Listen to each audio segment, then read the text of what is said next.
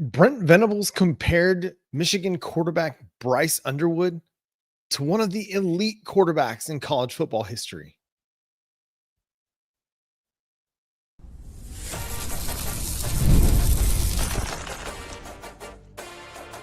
You are Locked On Sooners, your daily podcast on the Oklahoma Sooners. Part of the Locked On Podcast Network, your team every day.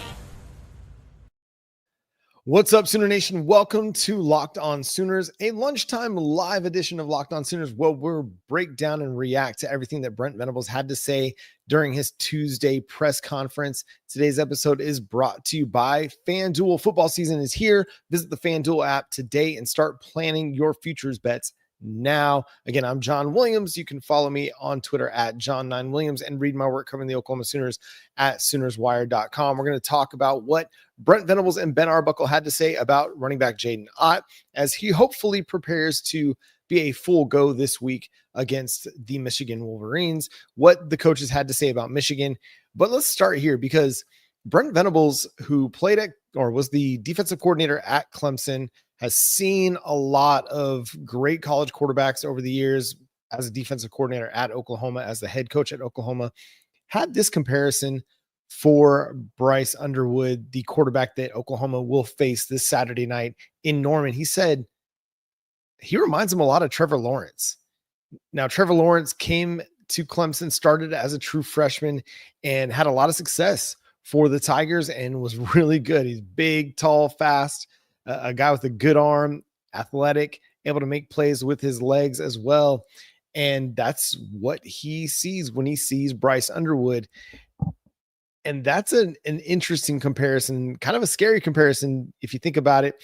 Now, Trevor Lawrence had some true freshman struggles early in his season, was part of a bit of a two quarterback situation that Clemson had rolling as well. But that's the comp, and that's going to be a difficult challenge for the Oklahoma Sooners. BV, went on and said that he believes he's a mature quarterback, somebody that really has a handle on what he's supposed to be doing out there, somebody that takes care of the football, and said he's a little different. And I thought that was the best quote on Bryce Underwood. Just said he's a little different.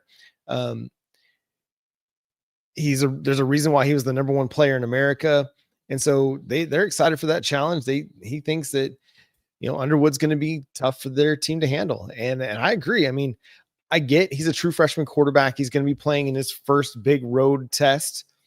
Somebody that's going to be tested and challenged by Oklahoma's defense. Oklahoma's got a really good defense. They're going to be able to put him under duress. They're going to make things really difficult for him. But again, he's a quarterback that can make plays, and he's going to be somebody that Oklahoma can't slack off against, that they can't let get comfortable. They can't let him get into a rhythm. They can't let him get outside the pocket and try to make plays with his legs. He's talented. And if Oklahoma allows him to establish a rhythm, it's going to be difficult for Oklahoma's defense to slow him down or to get off the field consistently. So again, it's a tough test, an exciting test, a player that, again, will make plays against Oklahoma for the Sooners. It's just going to be about making sure they don't let him stack plays one on top of another. And I think if they do that, if they're able to minimize his big plays, his big impact, then they'll have a chance to have a lot of success against this Michigan team, which is a good Michigan team. Brent Venables talked about that the team that they face, they've been really successful over the last few years. I think he said 35 and 10 against the Big Ten in recent matchups, in recent Big Ten matchups. Where did he have it? I had it somewhere in my notes. Talked about Justice Haynes, the Michigan running back, said great. That he has a great offensive line to run behind. They're a physical group up front. He's an instinctive runner, a really good player, mature, tough to tackle, great speed. And he believes that Oklahoma's defense will have their hands full trying to stop the run. And I agree. I don't necessarily think this is going to be, a cakewalk at all for Oklahoma. They're going to have a tough challenge with this Michigan offensive line. Are they going to be able to handle the Michigan offensive line? I think they'll have their moments. I think that this will be a good back and forth battle between Oklahoma's defensive front and Michigan's offensive front. I think Oklahoma will get the better end of the deal over the long run, but Michigan will have their moments. I mean, that is a good football team, especially in the run game, and they're going to be able to hit Oklahoma for a few plays. You just don't want them to get sustained momentum in the run game, because nothing takes the air out of a stadium quite like a long, methodical, run it down your throat kind of a drive. But with guys like Jaden Jackson, Dominic Williams in the middle, that's not going to happen consistently. They're going to, again, they might get a play here, a play there where they have it blocked up really well, and a guy takes maybe a bad angle, fits the wrong gap, whether it's at the linebacker or secondary level. But consistently, Oklahoma is going to be able to do enough to slow down the Michigan rushing attack. And I think with where they're at in the secondary, they're probably a little bit better set up to slow down their passing game than they've been at any point in the Brent Venables era. I think this is the best secondary group that Oklahoma's had in some time.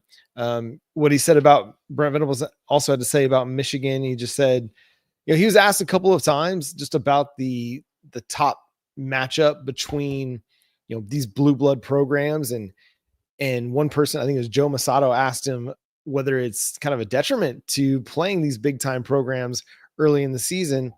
And Brent Venables is like, I don't think so. Like, I mean, could it hurt your record? Could it hurt you in playoff discussions? Maybe if you take a loss, but Brent Venables is a fan of these big time non-conference matchups where you pit these big time programs against each other. It gets him excited. It gets him and the players and everybody pumped up for what's going to be a fabulous night in Norman on Saturday night. So many people are concerned about the future of college football scheduling because of the playoff, that we may not get these big time matchups as much moving forward. When you see teams like Indiana canceling a game against Virginia, of all teams, like, for crying out loud, that's Virginia. It's not like you've got scheduled Michigan or in a non-conference sense, an Alabama on your schedule. Like, come on. Like, how are you going to cancel that kind of a game? And so I think, like, Brent Venables, for as long as he's the head coach at Oklahoma, will very much be in favor of the Sooners having this type of scheduling, even if it does mean it's a tougher path to the playoff. Because these are the games that are at the foundation of college football, not just the conference games, the rivalries. It's these big non-conference matchups like we saw in week 1 between Florida State and Alabama, Texas, Ohio State. These are the kind of matchups that get everybody excited. We were excited for week 1. We would have been excited for whoever Oklahoma played in week 1 because it was week 1. We were just excited to see our team play football, but that's going to pale in comparison to the buzz and the energy that's generated over the next few days as we lead into Oklahoma, Michigan on Saturday night. And the energy and the buzz inside the stadium is going to be electric. And Brent Venables talked about that towards the end of his press conference. He said fans have an opportunity to impact the game in a big way on Saturday night. Lauded the energy that Oklahoma brought in week 1, especially to the new tailgating areas, and said it was the best walk of champions that they've had since he's arrived at OU. And that's huge, man. That means the fans are just as juiced for this season as I am, as Jay is, as the players are. Like, this is super exciting. And I think this is going to be an atmosphere on Saturday night that might rival some of the great environments we've seen at an Oklahoma game over the last 25 years. This might be one of the better ones because it's going to be a top 25 matchup. It's going to be between a talented quarterback in John Mateer, a talented young quarterback in Bryce Underwood, 2 really good defenses, a Michigan team that won the national championship 2 years ago. Very different team coming into Norman this week, but that was just 2 years ago that they won the national championship. They're an experienced team, a veteran team, a tough physical team that provides Oklahoma their most SEC-like test until they play Auburn later down the road. We'll talk more about what Brent Venables, what Ben Arbuckle had to say in their press conferences coming up next here on Locked On Sooners, a lunchtime live edition that we're going to be doing every single Tuesday. So we'll do that coming up next.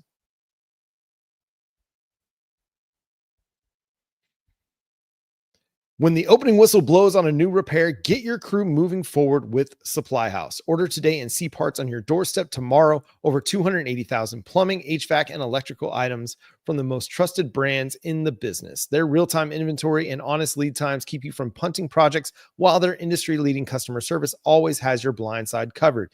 Need parts fast for a project? SupplyHouse has next day delivery. Talk about a game changer. Their trademark or Trademaster perks like priority shipping and dedicated support make the whole process smoother. So join the Trademaster program today and score serious perks like priority shipping, lower prices, and a dedicated support line. Visit supplyhouse.com to sign up for free and use promo code SHCollege5 for 5% off your first order. That's supplyhouse.com. Real people, real service. And today's show is also brought to you by our friends over at Rugiet. Guys, you've probably heard of Viagra or Cialis. Maybe you've even tried them. But if you're looking for something beyond the usual pill, it's time to meet Rugiet Ready. Rugiet Ready is a next-gen prescription treatment designed to amplify arousal in the brain and boost blood flow.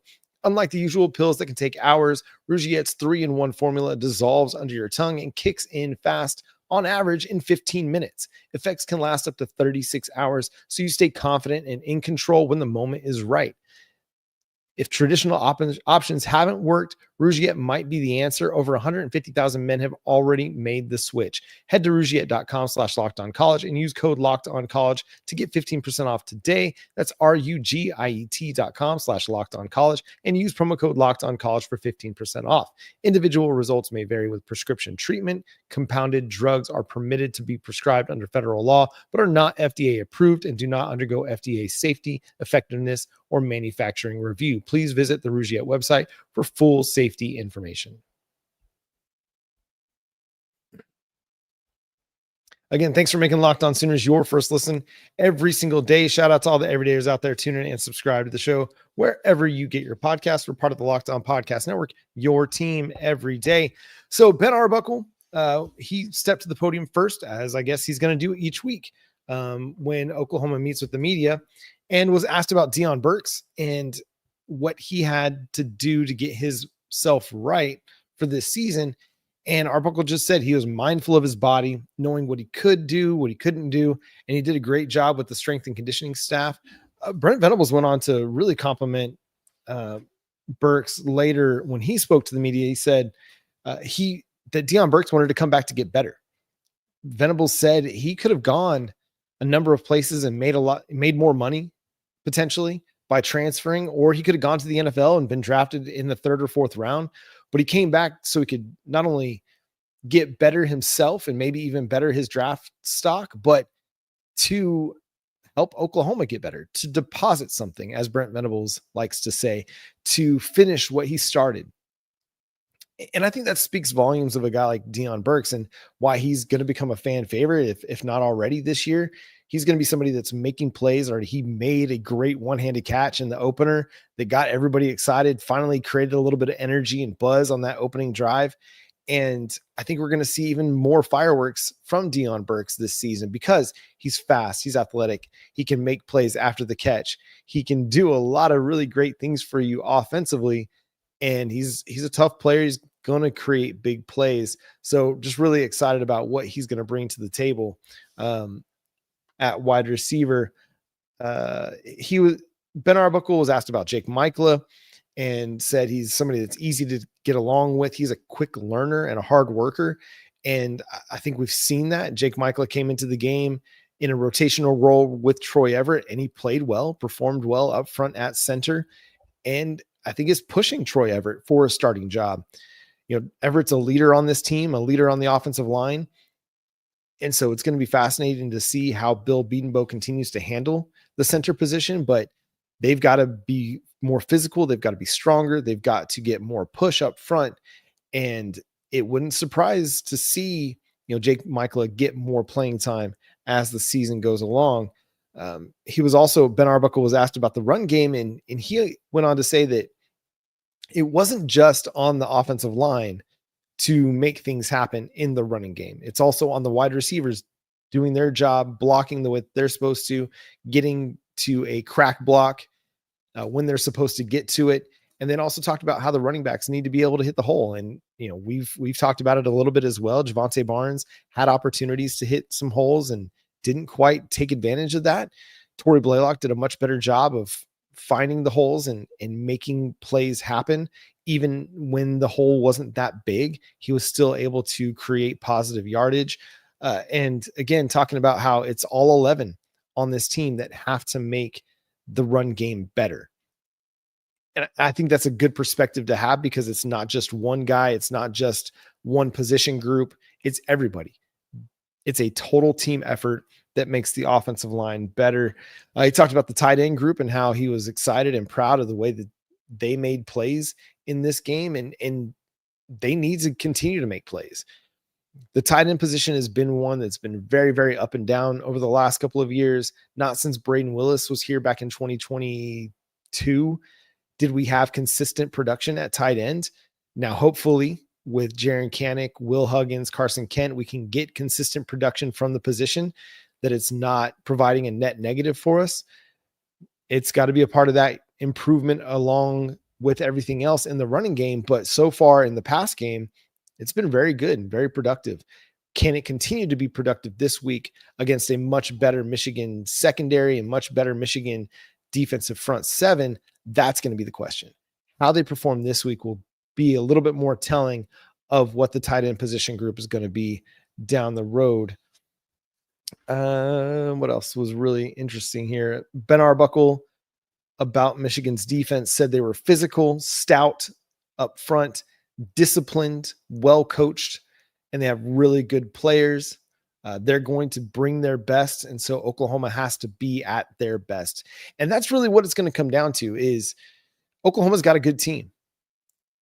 How good? We'll find out as the season goes along. They're going to have to be at their best this week against a good Michigan team. This is not a team that anybody can sleep on, even though they've had turnover, even though they've got a true freshman quarterback, even though it was a little bit closer of a football game against New Mexico than they would have liked. This is still going to be a team that is going to be a challenge for the Oklahoma Sooners. And I think everybody's kind of well aware of that. And if Oklahoma can go in and have a strong performance and play really good football, they're going to have a chance to win the game.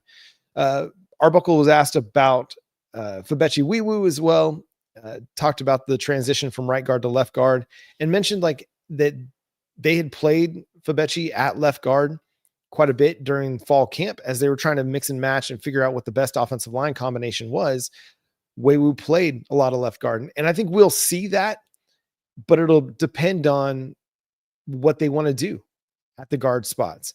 Because if they think that their best combination at guard is Fabechi Wiwu at right guard with Heath Ozaida or Eddie Pierre-Louis at left guard, then that's what they'll do. Or if they feel like a better option because Heath Ozaida is a little bit banged up is Fabechi Wiwu at left guard and Ryan Foje at right guard, then that might be what they end up doing. So I think it's still a position that's a little bit up in the air, and we're not going to exactly know what that's going to look like over this week. I mean, I don't think we'll know what the starting five is going to be this week for Auburn. Like the Auburn starting five could be very different than what we see this week against Michigan. I would love for it to be settled. I'd love for us to know who the starting five offensive linemen are going to be each and every week. But I think because of some of the injury stuff, because Michael Fasusi and Derek Simmons didn't play last week, that a little bit of it is still up in the air.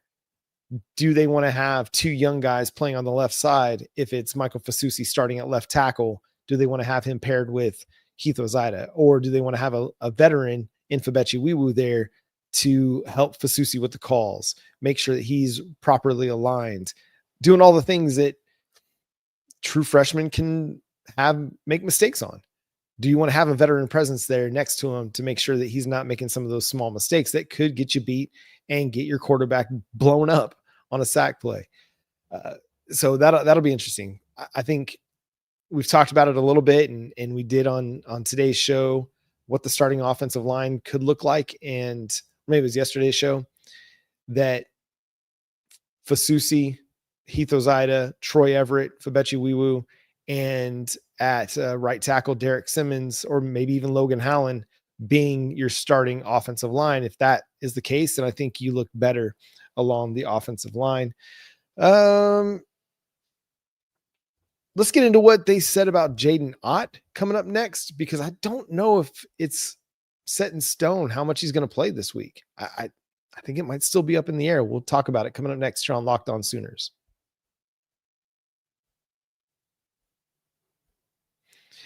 And today's episode is also brought to you by our friends over at FanDuel. Guys, this is football season.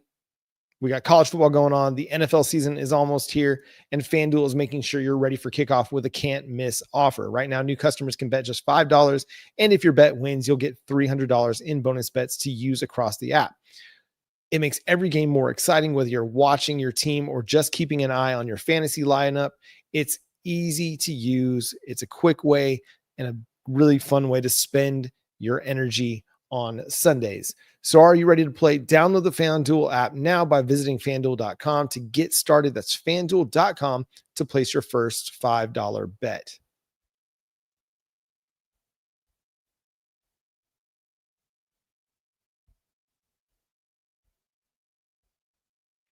And again, thanks for making Locked On Sooners your first listen every single day. Shout out to all the everydayers out there. Tune in and subscribe to the show wherever you get your podcasts. We're part of the Locked On Podcast Network, your team every day. All right, so Ben Arbuckle said he had a meeting with Jaden Ott early in the morning and said he's in a really good headspace. But he was asked how much Jaden Ott might play this week, and he didn't say anything. He didn't speak to how much Jaden Ott will play. That could mean one of two things. It could mean he's playing coy with the media, saying, hey, I'm not going to put it out there exactly how much he's going to play. We're going to let Michigan kind of guess at how much we might see Jaden Ott. Or it could be that he's not 100% healthy and ready to roll. I think they indicated even that Brent Venables even said that maybe he wasn't 100%. He's close to 100%. But BV went on to say also that he's one of the most explosive players in college football, a real weapon, will play a factor in our season moving forward. Again, really non-committal about how much Jaden Ott's going to play this week. I kind of love it from a fan perspective or a content creator perspective. And somebody who writes about the Oklahoma Sooners daily, I would love to be able to write about what's going to happen with Jaden Ott and project into this week what his workload might be. But it seems kind of up in the air still. He's close to 100%. He's in a great headspace. He's going to be a factor for us moving in our season moving forward. Does that mean he's going to get a full workload this week? Does that mean he's going to be as in part of a rotation? Are they going to have a snap count on him? I don't know what any of that means, but I do love, again, from a fan perspective, I love that they're not giving it away. They're making Michigan guess. They're making Michigan have to prepare for everybody and not have any idea what Oklahoma's running game is going to look like. It's been talked about. They were very vanilla. I still contend that even though they were vanilla, they should have been able to move Illinois State a little bit and create some better running lanes for Javonte Barnes and Torrey Blaylock and Xavier Robinson. They should have been a little bit more dominant up front, regardless of what the play call is, regardless of whether it's a vanilla concept or not. You should have still been better. But I think that they still will be better this week because you will be getting Fasusi back. You'll get Derek Simmons back. Hopefully you get Heath Ozida back, and your offensive line is a little bit more whole than what it was in week one. But we can't go through this every single week of the season where it's like, well, if only we had this guy, if only we had that guy. No, you got to be better with the guys that you've got. And if you can't do it against Illinois State, it's going to be a problem trying to do it against Michigan. But with these guys back, hopefully it'll all look a little bit better. And I think they need him. They need him to be better. Because we don't really know Torrey Blaylock's injury situation. Nobody asked about that at all. So we've had a lot of rumor and innuendo floating out there in the space about Torrey Blaylock. I seem to think he's going to be okay because nobody's spoken on it. Nobody's been specific about it. I tend to think he's going to play and that he should be your RB2, at least when you're handing the ball off. Javonte Barnes might be your backup running back in passing situations because he's a good pass protector and he's good at catching the ball out of the backfield. But Torrey Blaylock's got to be your number 2 running back, in my opinion. And I think you got to roll with Xavier Robinson as your number 3 running back. But that's all assuming that Jaden Ott plays and he's ready to take 75% of the running back workload. If he's ready to do that and he's ready to go contribute, then great. Oklahoma is going to have a good run game. It's going to be productive, and they're going to be able to create big plays on the ground, just like they did through the air when John Mateer was dicing up in Illinois State. I almost said Indiana State, Illinois State. So again, this is going to be a tough challenge. Michigan's a good team. Oklahoma's a good team. I think it's going to be a close game. We're going to have our crossover with Isaiah Hole of Locked On Wolverines later this week, where we'll break down some of the top storylines, discuss Bryce Underwood, John Mateer, and Michigan's defense and Oklahoma's defense. But just from a 10,000 foot perspective, I think this is going to be a really, really good football game. And it's going to be one of those that keeps our heart rates up, our blood pressure up, keeping us going back for more stress food. So I'm excited about it, man. This is what college football is all about. It's these big time matchups and big time venues, just like Gaylord Family Oklahoma Memorial Stadium is. And I know a lot of you will be there, really letting your voices be heard on Saturday night. I wanted to touch on this topic here, or this comment that Red Dirt Ray had to say. So I think we should add Oklahoma State and Nebraska to our non-conference schedule. I'd love that. Give me Oklahoma State and Nebraska every year. Jim Nagy mentioned that when he did one of his A Night with Nagy setups back in the summertime. I would love to have Oklahoma State and Nebraska on the schedule on a regular basis. It would just be a lot of fun. Get your rivals, keep your rivals on the schedule. You have Oklahoma State and Nebraska, and that would be just a ton of fun for everybody involved in college football. Let me just make sure there's not one more thing that I need to touch on from Brent Venables or from Ben Arbuckle before we get you out of here. Again, thanks for joining us here on Locked On Sooners and being a part of it. BV was asked about Gentry Williams, and I thought this was really, really fun to hear. About Gentry Williams, BV mentioned he's just a great example of a guy that didn't give up on his opportunity. You know, he battled injuries, banged up, but showed wonderful resolve. He has tremendous wisdom, and he's going to play his best football.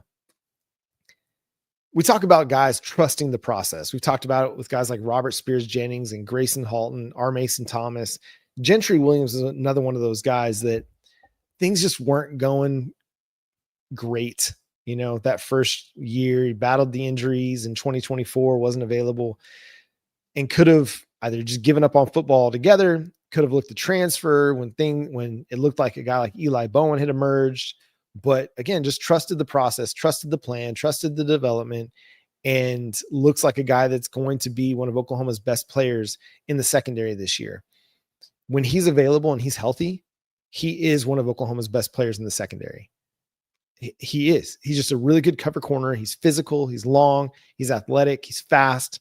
And he's going to make life very difficult for opposing wide receivers. So I'm really, really excited for Gentry Williams and having him back for Oklahoma this year. Brent Venables was also very complimentary of Owen Heineke and talked about him as a guy that earned his opportunities to be out on the field, always tried to force his way in during practice, but BV always had to pull him out because he didn't quite know what he was supposed to be doing.